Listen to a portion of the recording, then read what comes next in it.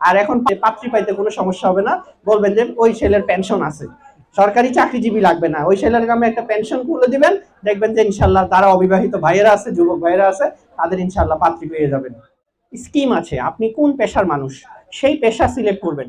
একজন দিনমজুর, তার কাছে 500 টাকা অনেক টাকা, তাকে বলতেছে যে তুমি 500 টাকা দাও, আমিও 500 টাকা দিব। বাংলাদেশ সরকার তার জন্য এখন থেকে 500 টাকা করে ভর্তুকি দিয়ে দিচ্ছে। তাহলে এরকম যদি 1 লক্ষ মানুষ হয়, সে 1 লক্ষ মানুষের জন্য 500 টাকা করে সরকার কিন্তু এখনই ভর্তুকি দিয়ে দিচ্ছে। আপনি বয়স 50 হলে 60 বছর চালাবেন, কয় বছর? 10 বছর চালাবেন। বাকি 10, আপনার যতদিন হায়াত আছে 60 থেকে 75 বছর পর্যন্ত আপনার যে ব্যাংক অ্যাকাউন্ট দিয়েছেন সেই অ্যাকাউন্টে টাকাটা অটোমেটিক্যালি মাসে মাসে চলে আসবে।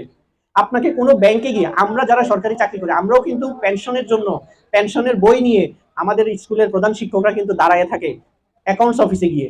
আপনাকে কারো কাছে কোনোভাবে দাঁড়াই